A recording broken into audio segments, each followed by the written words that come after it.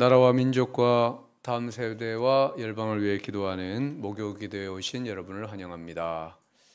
옆에 분과 인사하겠습니다. 환영합니다. 축복합니다. 우리가 지금 출애굽기 말씀을 계속 이어서 나누고 있습니다. 출애굽기 24장 언약식 전과 후로 나눌 수 있다고 했습니다. 출애굽기 1장에서 23장까지는 출애굽하여 언약의 장소인 시내산에 도착하는 내용이고 언약식을 준비하는 내용입니다. 가장 큰 언약식의 준비는 하나님의 말씀을 받는 일이었습니다. 그리고 24장에서 언약식을 거행하고 25장에서 마지막 40장까지는 무슨 내용이죠? 회막의 설계도를 주시는 내용과 그 설계도대로 회막을 지어 봉헌하는 내용입니다.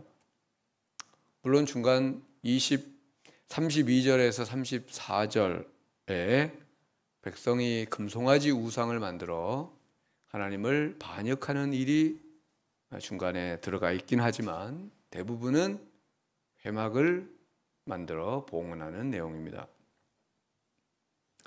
20세기 복음주의 성경 연구자인 아더 핑크 목사님은 이 부분에 대해서 다음과 같이 기록했습니다. 우리는 이제 이 소중한 출애굽기 중에서 가장 길고 가장 복되지만 가장 적게 읽혀지고 가장 낮게 이해되는 부분에 도착하였다. 맞습니까?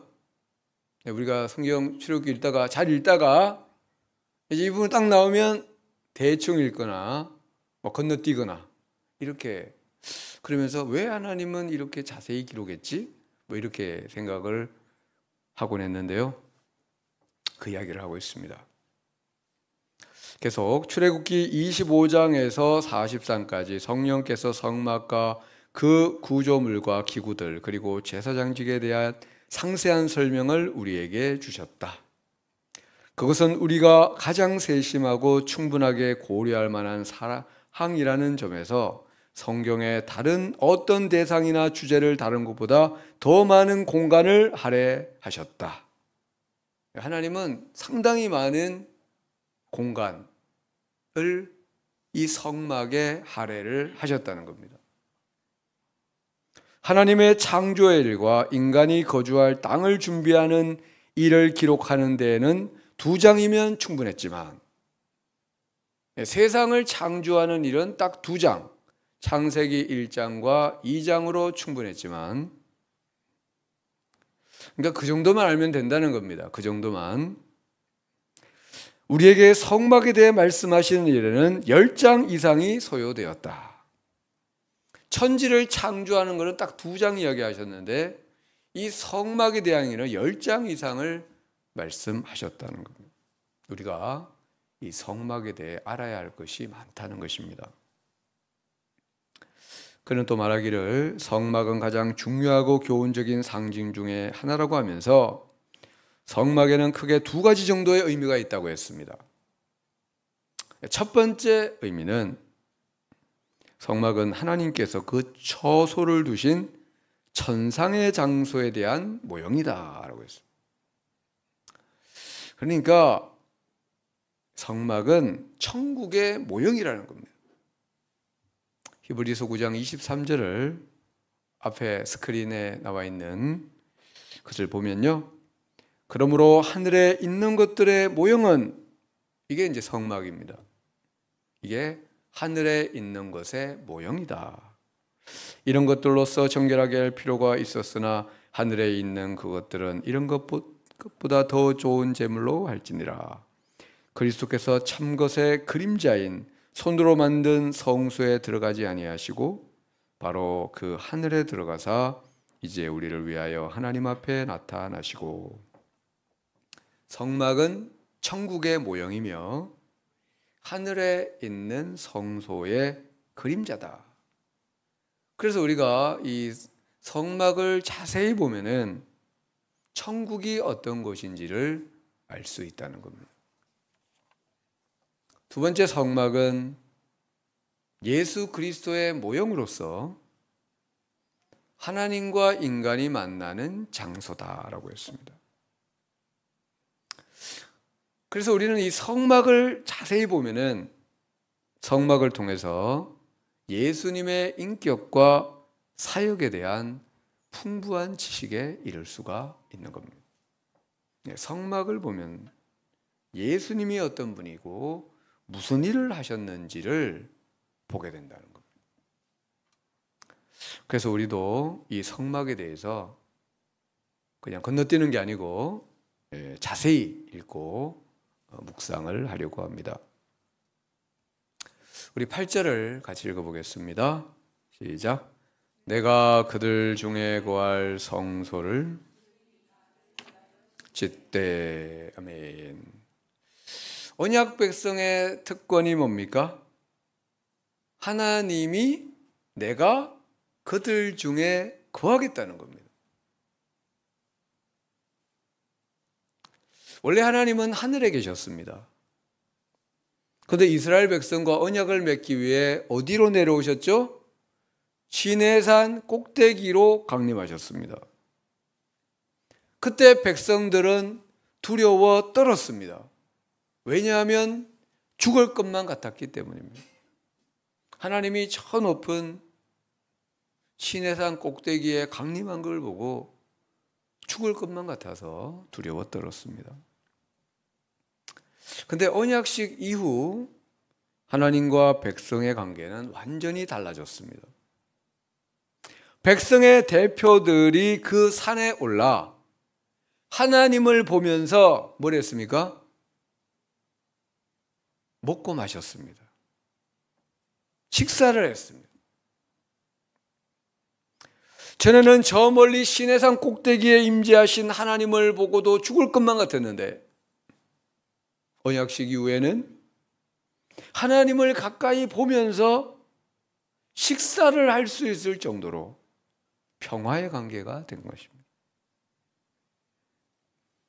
근데 이제 하나님은 더 나아가서 시내산 꼭대기에서 내려와서 백성 진 가운데, 그들 가운데 거하시겠다고 하신 겁니다. 계시록 21장은 천국에 대한 말씀입니다. 거기 3절에 보면 이런 말씀이 있습니다. 보라, 하나님의 장막이 사람들과 함께 있음에. 하나님의 장막, 성막이 이스라엘 가운데 있었습니다. 하나님이 그들과 함께 계시리니 그들은 하나님의 백성이 되고 하나님은 친히 그들과 함께 계셔서. 이게 천국에 대한 말씀인데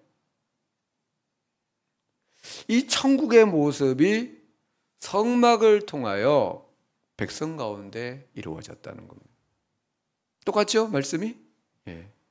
하나님의 장막이 사람들과 함께 거하시고 하나님이 그들과 함께 계신다. 내가 그들 중에 거할 성소를 지어라. 여러분, 얼마나 큰 축복을 받았습니까? 그런데 이런 복을 누리기 위해서 백성이 할 일이 있었는데요. 그 뭐냐면은 하나님을 위한 성소를 지어야 했습니다. 성소를 내려준 게 아니고 성소를 지어라.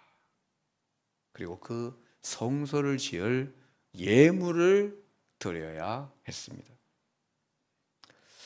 여러분, 우리 하나님은 어디에 거하십니까?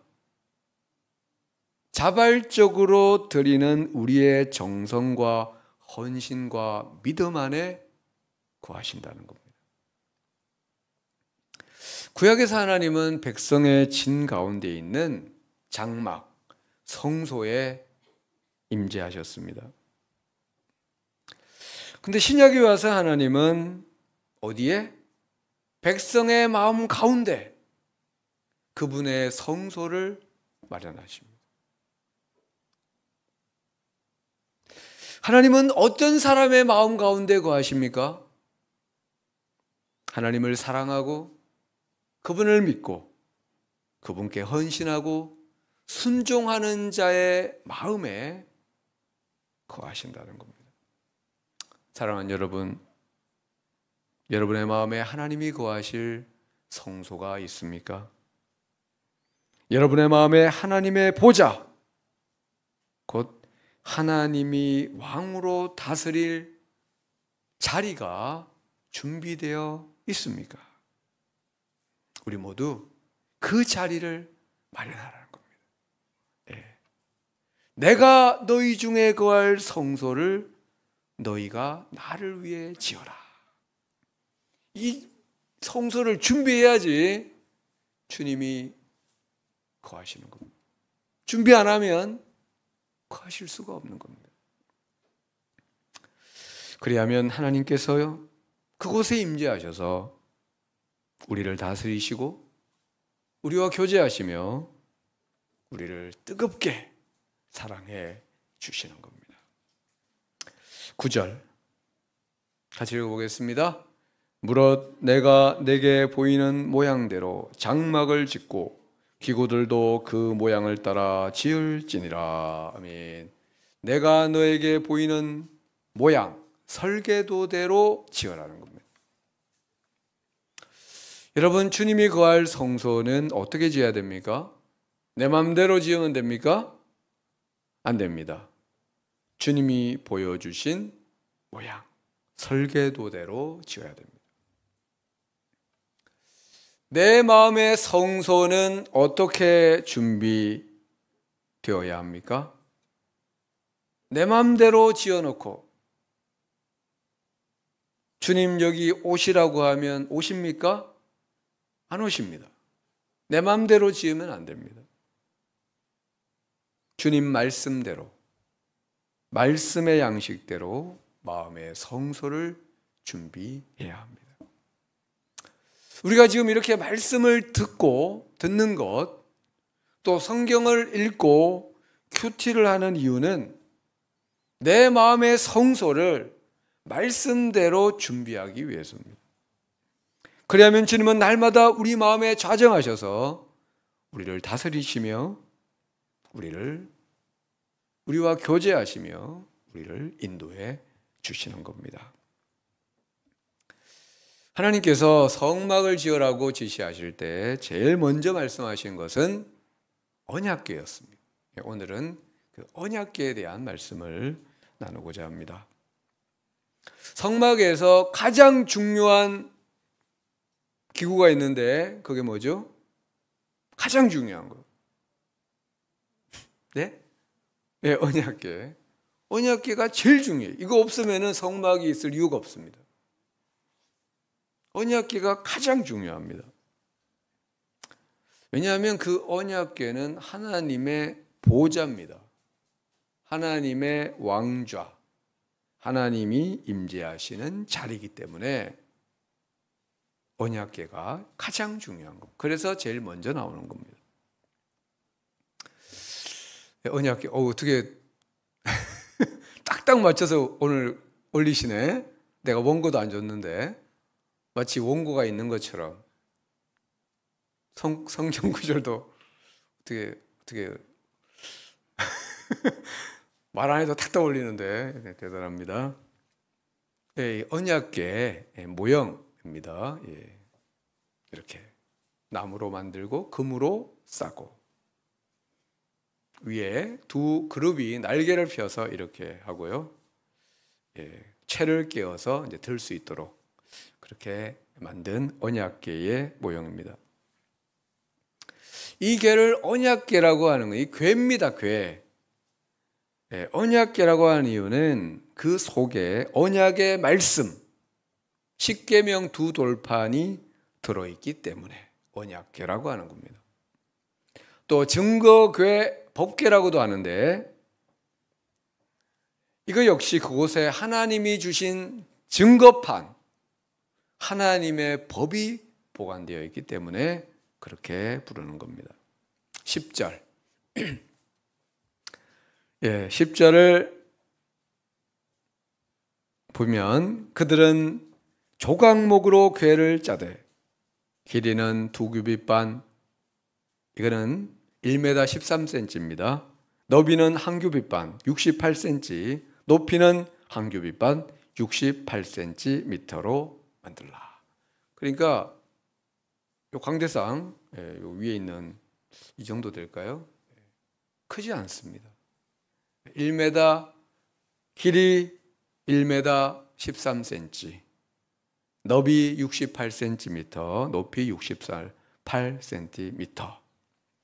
언약궤의 재료는 조각목, 시띠나무라고 하는데요.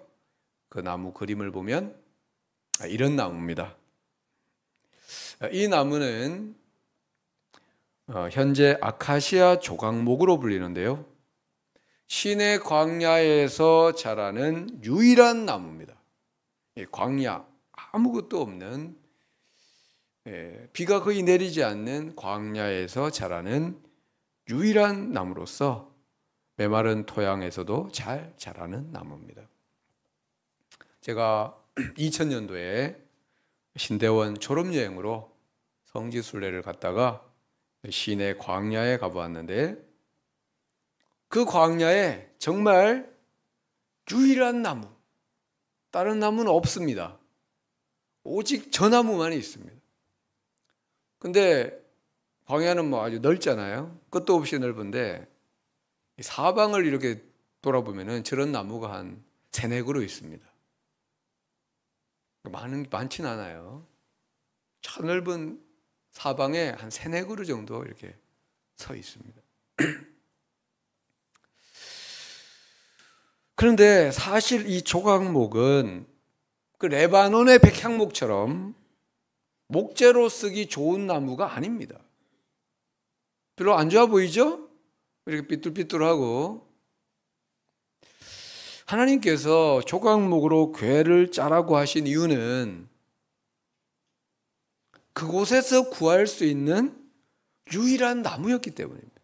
뭐 저 나무가 엄청 좋은 나무가 아니고 시내 광야에서 구할 수 있는 유일한 목재이기 때문에 저걸로 만들려고 한 겁니다. 또 하나의 재료가 있는데 그거는 순금입니다. 순금. 11절, 너는 순금으로 그것을 싸되, 나무로 만들고 순금으로 싸라는 겁니다. 그 안팎을 싸고 위쪽 가장자리로 돌아가며 금태를 두르고.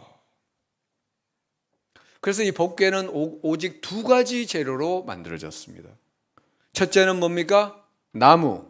둘째는 순금. 나무는 그냥 막 구할 수 있는 거고요. 순금은 너무나 귀한 겁니다.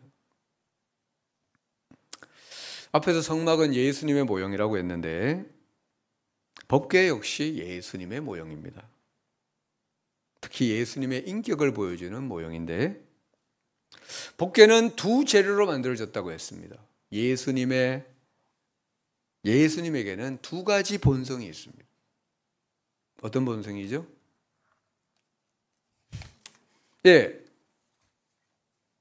이 재료와 관계가 있는데, 첫째는 나무로 만들어졌습니다. 땅에서 자라난 그 시띠나무, 예수님의 인성을 보여줍니다. 이사야 53장 2절에 그는 주 앞에서, 예수님은 주 앞에서 자라나기를 연한 순 같고 마른 땅에서 나온 뿌리 같아서. 아까 그 시띠나무 마른 땅에서 나왔죠? 고운 모양도 없고 풍채도 없은즉 우리가 보기에 흠모할 만한 아름다운 것이 없도다. 성육신하신 예수님은 사람들에게 마른 땅에서 나온, 광야에서 나온 시띠나무처럼 보였던 겁니다. 그래가지고 사람들이 예수님을 무시하고 깔보고 함부로 대하고 박해하고 결국은 십자가에 못 박아 죽였습니다. 근데 법궤의 또 하나의 재료가 뭐죠? 순금입니다. 이것은 예수님의 신성을 보여줍니다. 예수님은 단순한 인간이 아니라는 겁니다. 예수님의 신성이 그 육체 안에 있다는 겁니다. 우리가 최근에 묵상한 계시록 1장에는 예수님의 신성이 잘 나타나 있습니다. 우리 13절 촛대 사이에 인자 같으니, 예수님이, 이건 이제 천상에 계신 예수님을 사도 요한이 보고 기록한 건데요. 예수님이 발에 끌리는 옷을 입고 가슴에 무슨 띠? 금띠. 이 금이 신성을 상징하는 겁니다. 14절 그의 머리와 털의 희기가 흰 양털 같고, 예수님의 그 얼굴이 너무나 희다는 겁니다. 머릿결도 희고 눈 같고, 그의 눈은 불꽃 같고, 그의 발은 풀무불에 단련한 빛난 주석 같고, 그의 음성은 많은 물소리와 같으며, 그의 오른손에 7뼈리 있고, 그의 입에서 좌우의 날선 금이 나오고, 그의 얼굴은 해가 힘있게 비치는 것 같더라. 예수님의 얼굴에서 태양빛과 같은 그런 강렬한 빛이 나왔다. 여러분, 예수님은 싯빛나무처럼 보잘것없어 보였지만 사실은 이런 신성을 가지신 하나님이었는데요. 우리는 이렇게 완전한 인간이요, 완전한 하나님이신 예수님을 믿는 겁니다. 그리고 그 법궤 안에 뭐가 있었느냐? 16절 내가 너에게 줄 증거판을 궤 속에 둘지며. 법궤 안에는 뭐가 있었습니까? 증거판, 다시 말하면 하나님의 말씀이 들어 있었습니다. 법궤는 예수님의 모형이라고 그랬죠? 예수님 안에는 뭐가 있을까요? 네, 다윗의 시편 40편에는 메시아 예언 구절이 있는데요. 40편 7절에 보면은 그때 내가 말하기를, 이건 이제 메시아가 말하는 겁니다. 내가 왔나이다. 나를 가리켜 기록한 것이 두루마리 책에 있나이다. 나의 하나님이여, 내가 주의 뜻 행하기를 즐기오니 주의 법이 나의 심중에 있나이다. 예수님의 심중에 뭐가 있습니까? 주의 법, 하나님의 말씀이 있다. 그래서 예수님은 하나님의 뜻, 하나님의 말씀대로 행하기를 즐거워하셨던 겁니다. 여러분, 우리 중심에 말씀이 있다면 우리는 주의 뜻대로 행하는 것을 즐거워할 것입니다. 여러분, 법궤 안에는 하나님의 말씀이 있었습니다. 예수님 안에도 하나님의 말씀이 있었습니다. 우리 중심에도 뭐가 있어야 됩니까? 하나님의 말씀이 있어야 되는 겁니다. 요즘 우리 교회는 매일 큐티 생활을 하고 있습니다. 큐티는 하나님의 말씀을 묵상함으로 그 말씀을 내 마음의 중심에, 내 삶의 중심에 두는 일입니다. 하나님의 말씀을 우리 중심에 둘 때 우리 마음은 하나님의 거룩한 성소로 준비될 것이고, 우리는 주님의 뜻을 행하는 것을 즐거워할 것이며, 하나님은 이런 우리를 통해서, 여러분과 우리 교회를 통해서 하나님의 거룩한 뜻을 이루어 가실 겁니다. 우리 모두 이런 삶이 되시기를 주의 이름으로 축원합니다. 우리 찬양하고 기도하겠습니다. 이 땅의 동과 서 남과 북.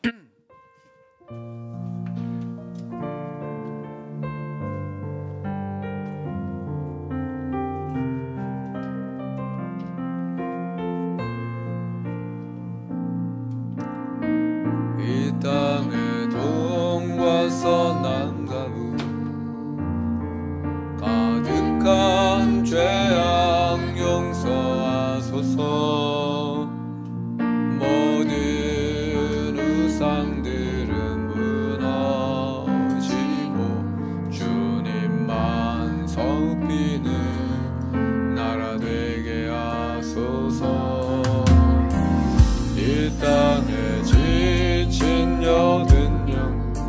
예수 사랑, 주 예수 사랑 알게 하소서. 저들의 아픔과 눈물 씻는 주님의 보혈이 땅 치유하소서. 성령의 새바람, 성령의 새바람 이 땅에 불어서서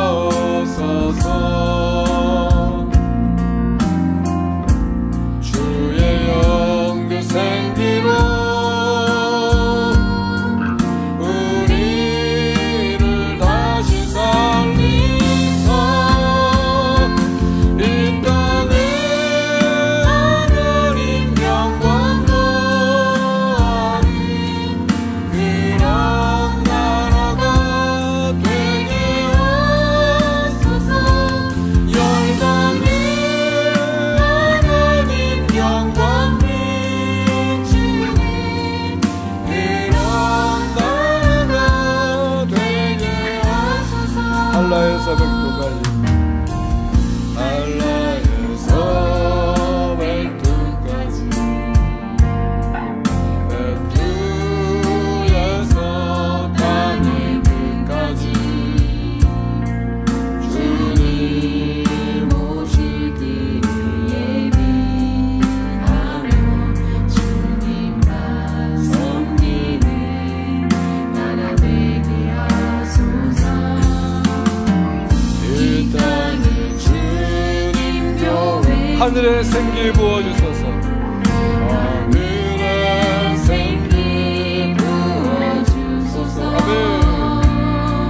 열방을 치유하는 주님의 군대를 일으켜 주소서. 주님의 군대를 일으켜 주소서. 성령의 새바람, 성령의 새바람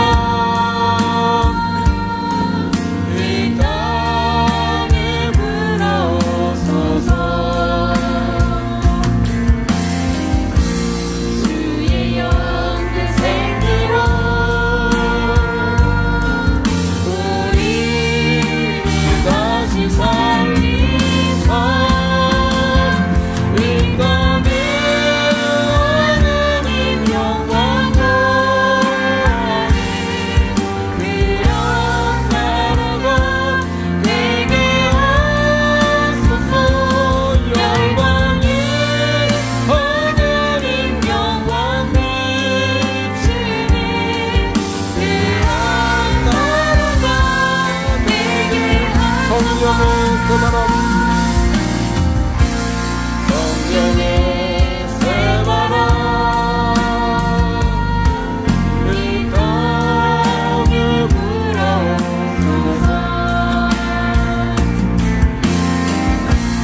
주의 영그 생기로 우리를 다시 살리사 우리를 다시 살리사 이 땅에 하늘인 영광 그런 교회가 되게 하소서. 교회가 되게 하소서. 열방에 하늘인 영광 그런 교회가 되게 하소서. 그런 교회가 되게 이 땅에 하나님 영광으로 이 땅에 하나님 영광으로 그런 교회가 되게 하소서. 교회가 되게 하소서. 영광에 하나님 영광 그런 교회가 되게 하소서.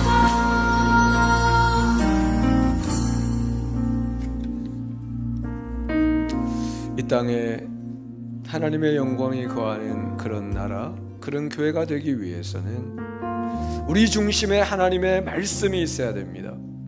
복귀 안에 하나님의 말씀, 예수님 안에 아버지의 말씀이 있었던 것처럼 우리 안에 주의 말씀이 있어야 하고 그 말씀이 우리를 주장해야 합니다. 주님, 우리 안에 주의 말씀이 충만하게 하소서. 매일 말씀 묵상의 삶을 통하여 우리 중심에 주의 말씀이 충만하게 하옵소서. 그 말씀이 우리를 다스려 주옵소서. 그래서 우리 마음에 아버지의 영광이 거하는 거룩한 성속으로 준비되게 하시고, 우리의 삶이, 우리의 교회가 이 땅에 하나님의 영광을 비추는 거룩한 도구 되게 하여 주옵소서. 주여 부르며 기도하겠습니다. 주여.